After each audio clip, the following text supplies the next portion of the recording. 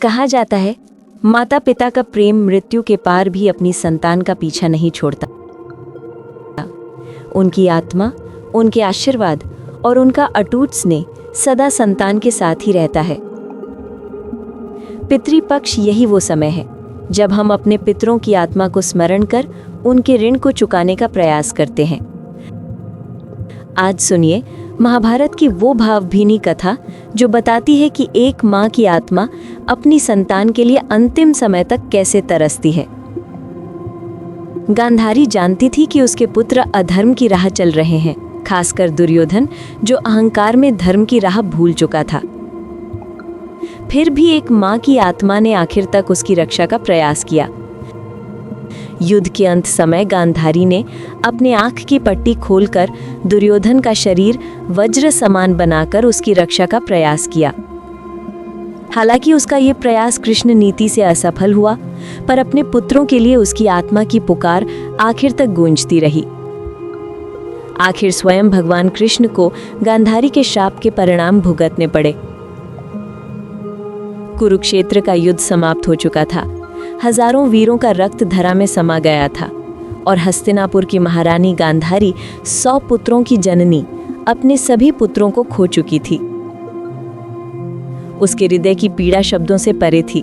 वो दिन रात यही प्रार्थना करती, हे प्रभु, मेरे पुत्रों की आत्मा को शांति मिले।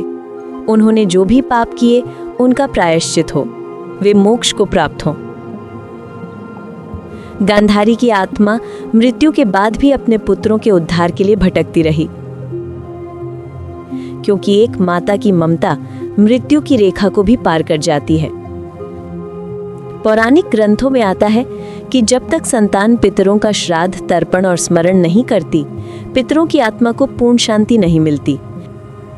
वे व्याकुल होकर संतान से एक ही प्रार्थना करती हैं, हमें स्मरण करो, हमारे लिए जल दो, हमें तर्पण दो ताकि हम अगले लोकों में सुख से रह सकें। गांधारी की आत्मा भी यही चाहती थी कि उसकी संतानें उसका वंश पितरों का ऋण चुकाए ताकि वे लोकों में शांत हो सके।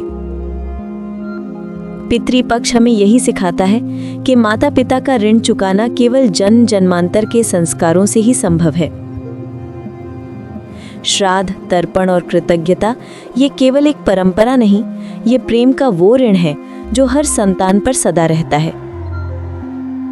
क्योंकि जो संतान अपने पितरों का स्मरण करती है, उनके लिए जल, अन्न और प्रार्थना अर्पित करती है, वो न केवल अपने पितरों को मोक्ष दिलाती है, बल्कि अपने जीवन में भी सुख, समृद्धि और आशीर्वाद का द्वार खोलती है। आज जब हम पितृपक्ष में पितरों का स्मरण करते हैं, तो गांधारी की व्यथा को याद रखें कि एक माता, एक पिता मृत्यु के बाद भी अपनी संतान के सुख की कामना करते हैं। उनके प्रति कृतज्ञता, उनका स्मरण, उनका सम्मान, यही हमारी सबसे बड़ी जिम्मेदारी है, क्योंकि पितरों की शांति में ही हमारी आत्मा की भी शांति छुपी है।